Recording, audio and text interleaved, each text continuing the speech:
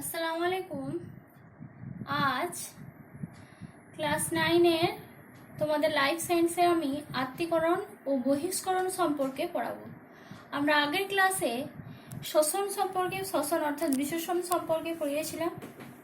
কোথায় কোথায় বিশেষণ হয় খাদ্যবস্তুর, হ্যাঁ, এবং কিভাবে বিশেষণ হয় সে সম্পর্কে পড়িয়েছিলাম। আজ আমরা আত্তীকরণ সম্পর্কে পড়াবো। তো আত্তীকরণ কি আগে জানবো। আত্তীকরণ কি না, গৃহীত যে খাদ্য, পাচিত ও শোষিত খাদ্য কি হয় না, পাচিত হওয়ার পর সেটা শোষণ হয়, শোষিত হওয়ার পর সেই ভিলাইয়ের অর্থাৎ ক্ষুদ্রান্তের ভিলাইয়ে যেরকম প্রবর্ধকগুলো আঙুলের মতো এরকম প্রবর্ধকগুলো আমি একে একে দেখিয়েছিলাম, এই ভিলাইয়ের কি হয় না রক্তবাহ লসিকাবাহে প্রবেশ করে। হ্যাঁ, কীভাবে লসিকাবাহে রক্তবাহে প্রবেশ করে, যে আমরা যে খাবারগুলো খাচ্ছি অর্থাৎ প্রোটিন, কার্বোহাইড্রেট এবং ফ্যাট জাতীয় খাদ্য পাচিত হচ্ছে, তার সরল অংশে কি হচ্ছে, শোষণ হচ্ছে। সেই সরল অংশ কি হচ্ছে, লসিকাবাহে, রক্তবাহে এগুলোতে প্রবেশ করে কি হয় না খাদ্যবস্তু রক্ত সংবহনতন্ত্রে প্রবেশ করে, খাদ্যবস্তু রক্ত সংবহনতন্ত্রে প্রবেশ করে এবং রক্তের মাধ্যমে সরল খাদ্যবস্তু কি হয় না প্রত্যেকটা সেলে, প্রত্যেকটা কোষে গিয়ে সরবরাহ হয়, প্রত্যেকটা সেলে, প্রত্যেকটা কোষে সরবরাহ হয়। সরবরাহ হওয়ার পর কি হয় না ওই খাদ্যের উপাদানগুলো পাচিত খাদ্য পাচিত হওয়ার পর তারপর শোষিত হয়, শোষিত হওয়ার পর যে বিলাইয়ের মাধ্যমে রক্তবাহ ও লসিকাবাহে এই সরল খাদ্য অংশগুলো অর্থাৎ কার্বোহাইড্রেট, প্রোটিন ও ফ্যাটের সরল অংশগুলো কি হচ্ছে না রক্তবাহে রক্ত সংবহনতন্ত্রে পৌঁছাচ্ছে। পৌঁছানোর পর সেখানে কি হচ্ছে, যে খাদ্য ছোট ছোট খাদ্য উপাদানগুলো, হ্যাঁ, সেগুলো কি হচ্ছে না কোষে কোষে সরবরাহ হচ্ছে ওদের দ্বারা, হ্যাঁ, রক্তের দ্বারা, হ্যাঁ, কি হচ্ছে না কোষে কোষে সরবরাহ হচ্ছে। এবার কোষে কোষে সরবরাহ হয়ে খাদ্য উপাদানগুলো কি হচ্ছে আমাদের যে ভিত্তি, জীবনের যে ভিত্তি প্রোটোপ্লাজম, সজীব অংশে সেগুলোতে কি হচ্ছে না অঙ্গীভূত হয়ে যাচ্ছে। এই অঙ্গীভূত হওয়ার ঘটনাটাকে, হ্যাঁ, এই অঙ্গীভূত হওয়ার ঘটনাটাকে আমরা কি বলছি, আত্তীকরণ বা অ্যাসিমিলেশন। ঠিক আছে, তো সংজ্ঞা আকারে আমরা কি বলবো, যে প্রক্রিয়ায়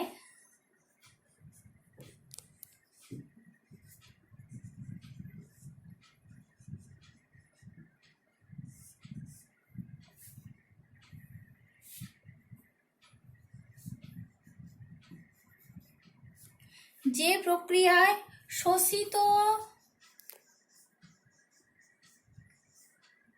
সরল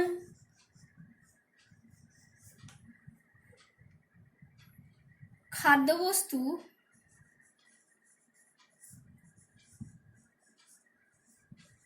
কি হচ্ছে না শোষিত সরল খাদ্যবস্তু কোষের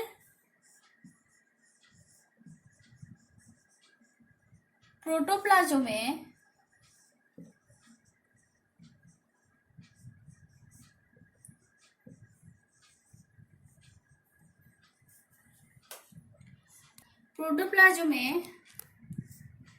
অংশীভূত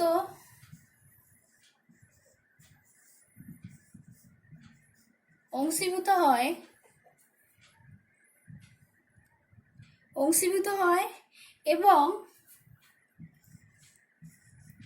কি হচ্ছে অংশীভূত হওয়ার পর কি হচ্ছে না শক্তি সরবরাহ হয়,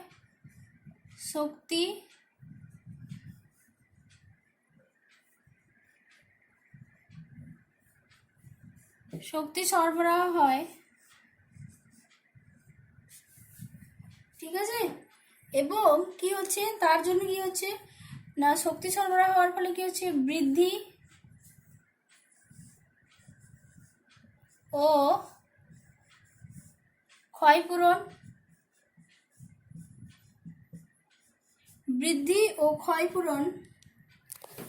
ক্ষয়পূরণে ব্যবহৃত হয়।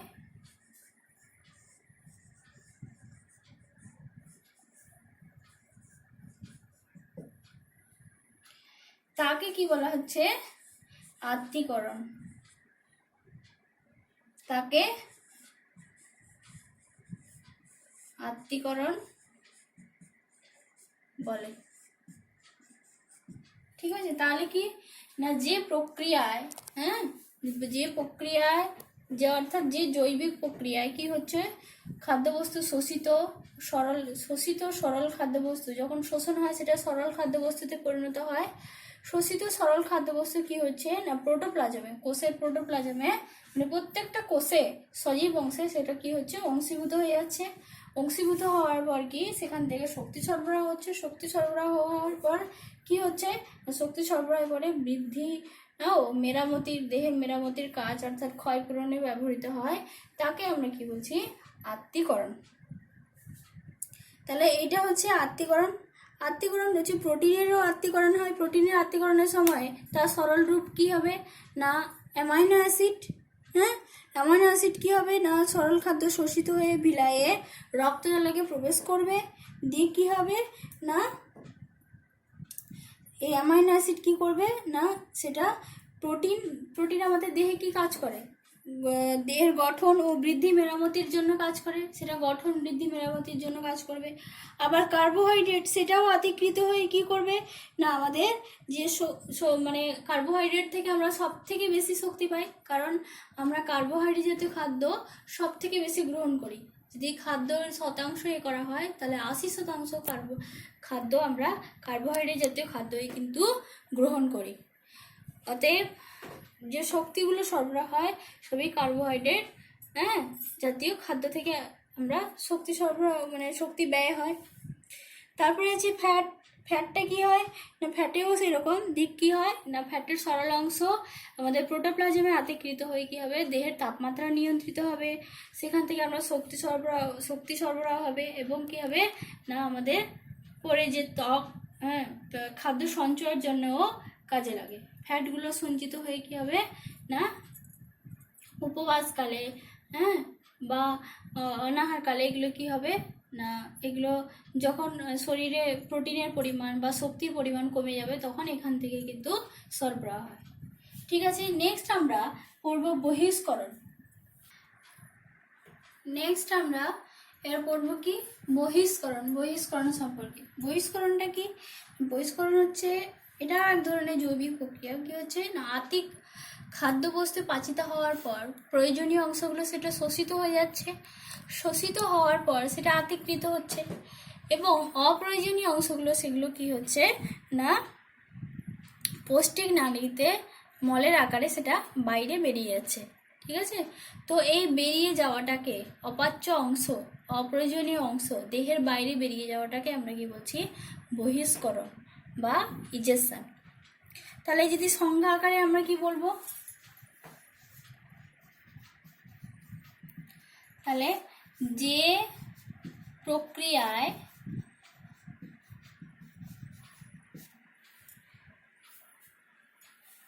অপাচ্য খাদ্য অপ্রয়োজনীয়, ঠিক আছে, অপ্রয়োজনীয় খাদ্য সেটা কি হচ্ছে না পৌষ্টিক নালী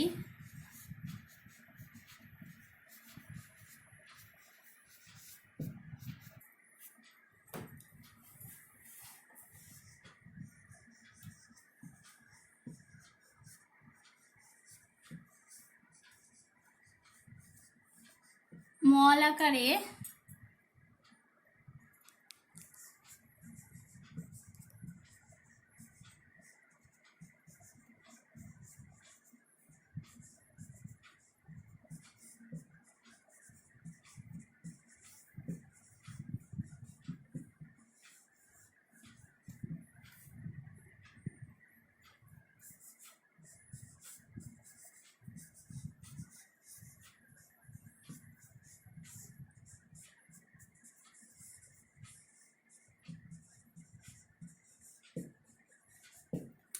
তাহলে কি না যে প্রক্রিয়ায় অপাচ্য খাদ্য, হ্যাঁ, অপ্রয়োজনীয় অপাচ্য খাদ্য পৌষ্টিক নালী থেকে মল আকারে দেহের বাইরে নির্গত হয় তাকে আমরা কি বলছি বহিষ্করণ বা ইজেকশন। তো এটা হচ্ছে কি না এটা বৃহদন্ত্রে অশোষিত অপাচ্য এবং শোষিত হয় না, অশোষিত, হ্যাঁ, পুষ্টি মূল্যহীন, অশোষিত পুষ্টি মূল্যহীন হ্যাঁ, তার কোনো পুষ্টিমূল্য নেই, পুষ্টিমূল্যহীন খাদ্য বস্তুকে আমরা কি বলছি, রাফেজ। এই রাফেজটা দেহের বাইরে মল আকারে বাইরে বেরিয়ে যায়, এটাকে আমরা কি বলছি না বহিষ্করণ। নেক্সট আমরা বিপাক সম্পর্কে পড়ব। নেক্সট আমরা পড়ব কি বিপাক বা মেটাবলিজম। বিপাক আমরা কাকে বলবো না প্রতিটা সজীব কোষে, হ্যাঁ, প্রতিটা সজীব কোষে যে অবিরাম গঠনমূলক ও ভাঙনমূলক যে জৈব রাসায়নিক বিক্রিয়া ঘটে, হ্যাঁ, তাকে আমরা কি বলছি, তাহলে তার সমষ্টিকে বলছি বিপাক বা মেটাবলিজম। তাহলে সংজ্ঞা হিসেবে আমরা কি বলবো, আমাদের পুরো জন্ম থেকে মৃত্যু পর্যন্ত, ঠিক আছে, যে গঠনমূলক ভাঙনমূলক যে জৈব রাসায়নিক প্রক্রিয়াটা ঘটে, সেই ঘটনাটাকে আমরা কি বলছি বিপাক। তাহলে সংজ্ঞা আকারে আমি বলবো যে জীব দেহে যে জৈব রাসায়নিক প্রক্রিয়া, অবশ্যই জৈব রাসায়নিক প্রক্রিয়াটা, হ্যাঁ,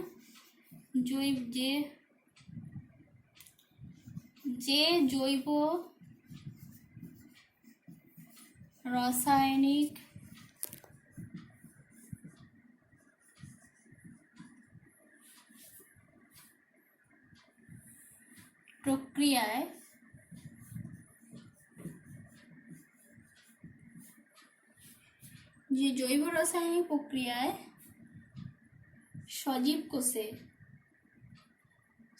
জীব দেহে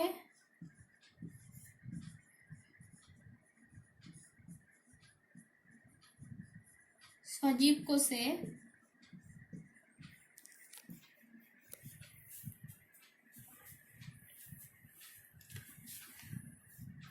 যে অবিরাম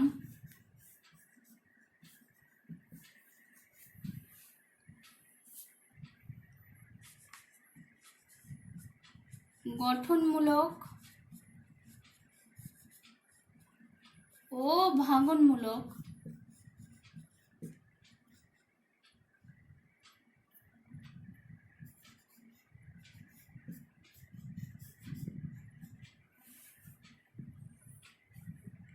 বিক্রিয়া ঘটে,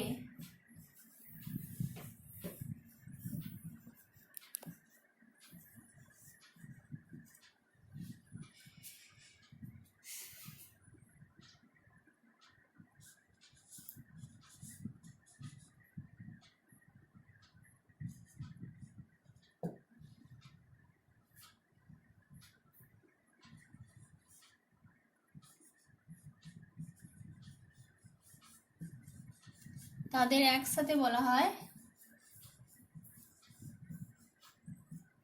বিপাক। ঠিক আছে,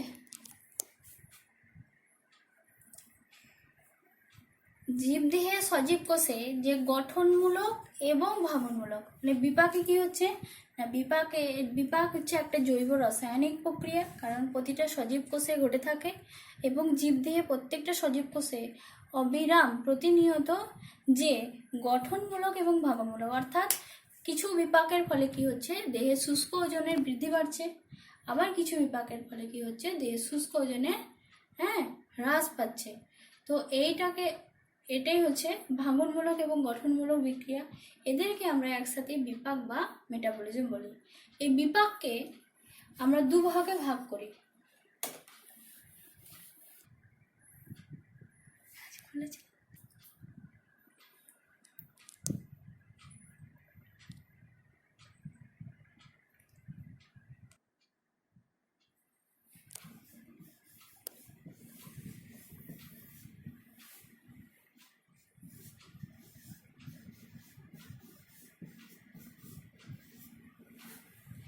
বিপাককে দুভাগে ভাগ করা হয়েছে। বিপাককে দুভাগে ভাগ করা হয়, একটা হচ্ছে উপচিতি অর্থাৎ গঠনমূলক বিপাক, আর একটা হচ্ছে অপচিতি অর্থাৎ ভাঙনমূলক বিপাক। উপচিতি বিপাক আমরা কাকে বলবো না, যে পদ্ধতিতে কি হচ্ছে না বিভিন্ন সরল যৌগ ভেঙে সেটা কি হচ্ছে জটিল যৌগে সংশ্লেষিত হচ্ছে, সরল যৌগগুলো ভেঙে জটিল যৌগে সংশ্লেষিত হয়, অর্থাৎ কলা গঠিত হয়। এর ফলে কি হচ্ছে না জীবদেহের শুষ্ক ওজন বৃদ্ধি পায়, তাকে আমরা কি বলছি উপচিতি বিপাক। যেমন সরল যেমন সালোক সংশ্লেষ একটা উপচিতি বিপাক। হ্যাঁ, শর্করা জাতীয় খাদ্য থেকে গ্লুকোজ সংশ্লেষিত হওয়া এটাও একটা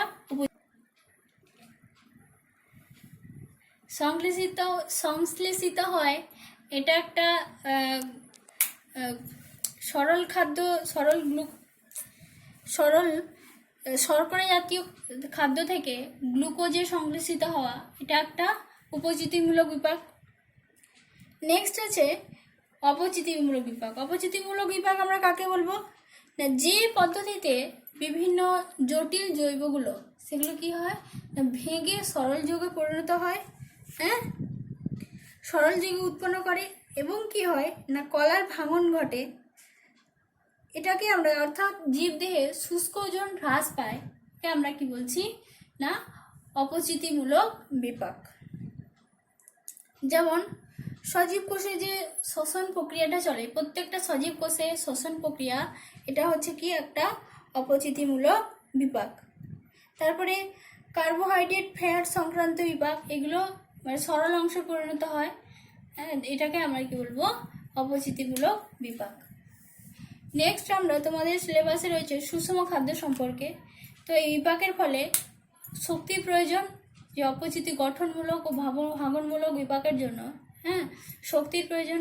তো একটা প্রাপ্তবয়স্ক মানুষের দৈনিক প্রায় 2500 কিলোক্যালোরি শক্তির প্রয়োজন হয় মেটাবলিজমের জন্য। তো এরপর আমরা সুষম খাদ্য সম্পর্কে জানব।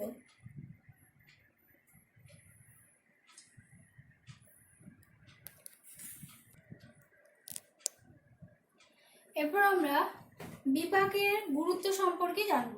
বিপাকের গুরুত্ব কি না, উপচিতি বিপাকের ফলে কি হচ্ছে না কোষীয় উপাদানগুলো সংশ্লেষিত হয় এবং সংশ্লেষিত হয়ে ফলে কি হচ্ছে কোষের বৃদ্ধি ঘটছে, কোষ বিভাজন হচ্ছে, জীবদেহের বৃদ্ধি ঘটছে এবং ক্ষয়পূরণ হয়। এটা 1 নম্বর উপচিতি বিপাকের 1 নম্বর প্রয়োজনীয়তা বা গুরুত্ব।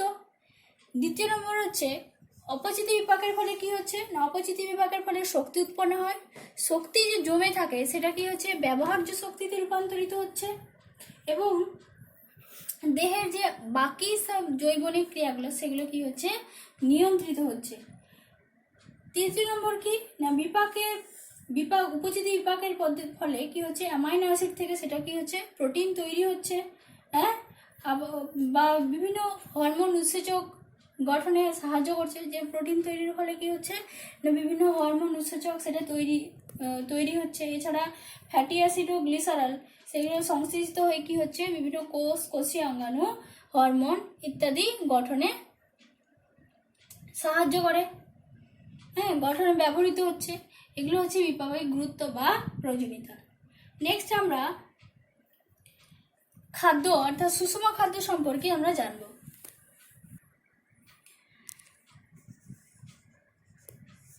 আমরা খাদ্য কাকে বলি, যেটা আমরা আহার করি না আহার্য বস্তু, হ্যাঁ, আহার্য বস্তুকে আমরা কি বলছি খাদ্য। আমরা যে সকল বস্তুগুলো কি করছি আহার হিসেবে গ্রহণ করি তাকে আমরা কি বলছি খাদ্য। খাদ্য বিভিন্ন ধরনের হতে পারে, হ্যাঁ, এই খাদ্যের কি জন্য আমরা খাদ্য খাই না আমাদের দেহের ক্ষয়পূরণ, বৃদ্ধি সাধন, হ্যাঁ, মস্তিষ্কের বিকাশ, এগুলোর জন্য আমরা কি করছি খাদ্য গ্রহণ করছি। তবে শুধু নির্দিষ্ট খাদ্য মানে কোনো এক প্রকার খাদ্য আমাদের কিন্তু বৃদ্ধি সাধন করে না। তো কিছু খাদ্য উপাদান, হ্যাঁ, তার মানে একটা খাদ্যে সমস্ত খাদ্য উপাদান থাকে না, হ্যাঁ, তো বিভিন্ন খাদ্যের মিলিত খাদ্য, হ্যাঁ, যাকে আমরা কি বলছি সুষম খাদ্য, সেখানে কি হয় না সমস্ত খাদ্য উপাদান থাকে। আর সমস্ত খাদ্য উপাদান যদি আমাদের শরীরের সঠিক মাত্রায় প্রবেশ না করে তাহলে বিভিন্ন ধরনের সমস্যা দেখা যায়। তো আমরা জানবো কি সুষম খাদ্য কাকে বলে। সুষম খাদ্য কি না যে খাদ্যের মধ্যে কি হচ্ছে খাদ্য উপাদানের যে কার্বোহাইড্রেট, প্রোটিন, ফ্যাট, ভিটামিন, খনিজ লবণ, এগুলো 6টি উপাদান কি হচ্ছে না সঠিক মাত্রায় বিদ্যমান, হ্যাঁ, প্রোটিন, কার্বোহাইড্রেট, ফ্যাট, খনিজ লবণ গুণাগুণ অনুসারে সঠিক মাত্রায় বিদ্যমান, হ্যাঁ, এবং যা গ্রহণ করলে কি হচ্ছে আমাদের দেহে পুষ্টি, বৃদ্ধি, বিকাশ এগুলো সঠিকভাবে হয় তো তাকে আমরা কি বলছি, সুষম খাদ্য। তো সুষম খাদ্য এখানে কোনো নির্দিষ্ট খাদ্য না, কিছু খাদ্যের সংমিশ্রণ। আমরা সুষম খাদ্য শুধু ডিম বা শুধু দুধ বা শুধু ফলকে কিন্তু বলবো না, কিছু খাদ্যের সংমিশ্রণ, যেমন দুধ ভাত এটা একটা সুষম খাদ্য, ডিম দুধ এটা একটা সুষম খাদ্য। কারণ শুধুমাত্র একটা খাদ্য উপাদানের সমস্ত খাদ্য উপাদান অর্থাৎ 6টা খাদ্য উপাদান কিন্তু থাকে না। তো সুষম খাদ্য নির্বাচনে কিছু শর্ত রয়েছে।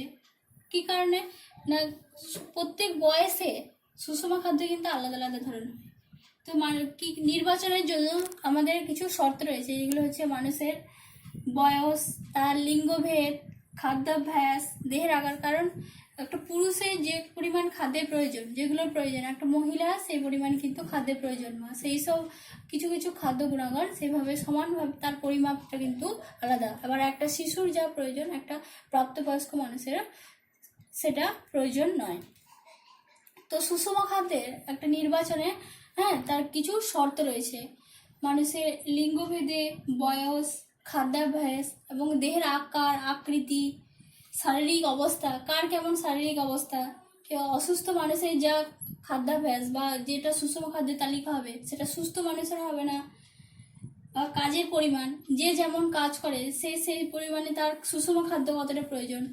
একজন অফিসে কাজ করেন আর একজন লেবার, তার খাদ্যাভ্যাস, তার যে সুষম খাদ্যের প্রয়োজনীয়তা কিন্তু একই হবে না।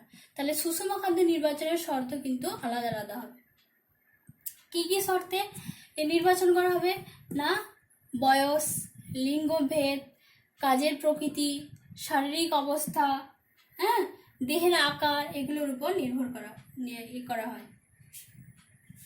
নেক্সট আমরা সুষম খাদ্যের গুরুত্ব সম্পর্কে জানবো। আমরা কেন সুষম খাদ্যের প্রয়োজনীয়তা, গুরুত্বটা কি। সুষম খাদ্য কি হয় না, সুষম খাদ্য সঠিক ক্যালোরির চাহিদা পূরণ করে।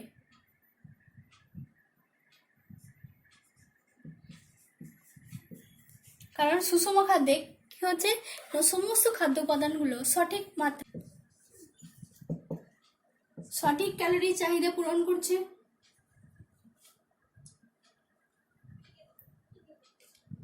দ্বিতীয় নম্বর কি হচ্ছে না, দেহের সঠিক বিকাশ ঘটে। দেহের পুষ্টি,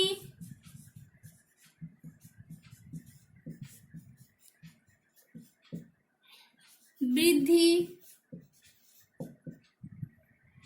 ক্ষয়পূরণ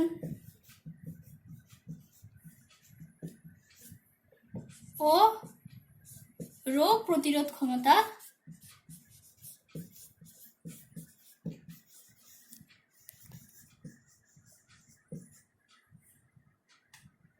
গড়ে ওঠে। ঠিক আছে, এছাড়া কি হচ্ছে না, সুষম খাদ্যের কারণে শুধু সুষম খাদ্য যদি সঠিক মাত্রায় না, মানে সুষম খাদ্য অর্থাৎ 6টি খাদ্য উপাদান সঠিক পরিমাণে একজন মানুষের মধ্যে যদি না পূরণ হয়, যদি না প্রবেশ করে, তাহলে কি হবে, তো বিভিন্ন ধরনের সমস্যা দেখা দিবে। যা কোনো উপাদান যদি বেশি দেহে প্রবেশ করে তাহলে কি হবে, স্থূলতা বা ওবেসিটি দেখা দিতে পারে, বা কম প্রবেশ করলে ক্যালোরি হীন দেখা দিতে হবে, ডায়াবেটিস মেলিটাস বা স্ট্রোকের মতো, বা কোয়াসিকার ম্যালাসমাস প্রোটিন ক্যালোরি বিহীন রোগ দেখা দিতে পারে, অপুষ্টি যেটাকে আমরা ম্যাল নিউট্রিশন বলি, এগুলো সমস্যা দেখা দিতে পারে। নেক্সট আমরা কি পড়বো,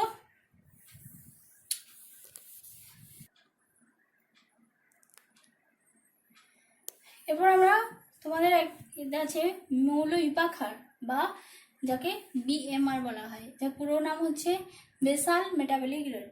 মৌল বিপাক কাকে বলছি আমরা, একটা সম্পূর্ণ সুস্থ শারীরিক এবং মানসিক দিক থেকে সুস্থ প্রাপ্তবয়স্ক সুস্থ এবং বিশ্রামরত অবস্থায় মানুষ খাদ্য গ্রহণের পর, মানে প্রমাণ চাপে, অবশ্যই বায়ুমণ্ডলীয় প্রমাণ চাপ ও তাপমাত্রা, আর্দ্রতায় কি হচ্ছে, পরিপাকযোগ্য খাদ্য খাওয়ার পর 12 থেকে 18 ঘন্টার পর ওই ব্যক্তির দেহতল থেকে প্রতি ঘন্টায় যত পরিমাণ ক্যালোরি কি হচ্ছে, তাপ শক্তি বা ক্যালোরি নির্গত হচ্ছে, তার রেটটাকে আমরা কি বলছি, মৌল বিপাক হার বা বেসাল মেটাবলিক রেট। আবার বলছি যে একজন সম্পূর্ণ শারীরিক ও মানসিক বিশ্রামরত অবস্থায় একজন প্রাপ্তবয়স্ক ব্যক্তি প্রমাণ বায়ুমণ্ডলীয় চাপে পরিপাকযোগ্য খাদ্য গ্রহণের পর 12 থেকে 18 ঘন্টায় তার দেহ থেকে প্রতি ঘন্টায় যে ক্যালোরি নির্গত হয়, যে শক্তি নির্গত হয়, তার হারকে বলা হচ্ছে কি মৌল বিপাক হার বা বেসাল মেটাবলিক রেট।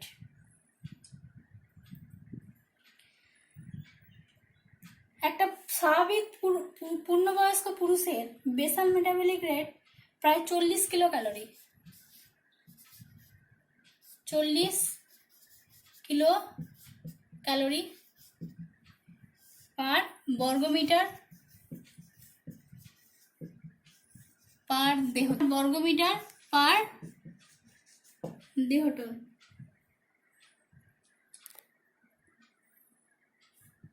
আর একটা স্ত্রী, এটা প্রাপ্তবয়স্ক পুরুষ, এটা প্রাপ্তবয়স্ক পুরুষের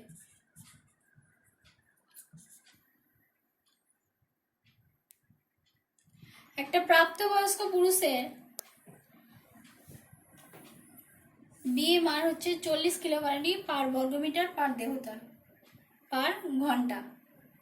ঠিক আছে, একটা প্রাপ্তবয়স্ক স্ত্রী কিলো ক্যালোরি হচ্ছে 37 কিলো ক্যালোরি পার বর্গমিটার পার দেহতল পার ঘন্টা। এরপর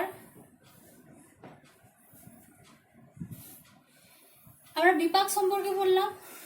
তো বিপাকীয় মানে খাদ্য উপাদানে যদি সঠিক মাত্রায় আমাদের দেহে না প্রবেশ করে, না অঙ্গীভূত হয়, তাহলে কি হবে, আমাদের কিছু বিপাকের সমস্যা দেখা দেবে। বা যদি কোনো খাদ্য, ঠিক আছে, এতদূর পর্যন্ত পড়ালাম। তোমার যদি কোনো অসুবিধা থাকে অবশ্যই আমাকে ফোন করবে বা মেসেজ করবে। নেক্সট দিন আমি তোমাদের বিপাকীয় সমস্যা একটু বাকি রয়ে গেছে, বিপাকীয় সমস্যা এবং তারপরে আমি সংবহন শুরু করব। আর তোমরা প্রত্যেকেই ভিডিওটা ভালো করে দেখবে এবং যেদিন ভিডিওটা দেখবে সেদিনই ভালো করে দেখার পরে বইটা পড়বে। আর তোমাদের রেজাল্ট এবারে যা হয়েছে নেক্সট বার কিন্তু এরকম যেন খারাপ না হয়।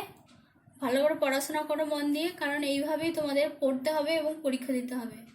বাড়িতে আছো বলে ফাঁকি দেওয়া চলবে না। ঠিক আছে, অসুবিধা হলে ফোন করো।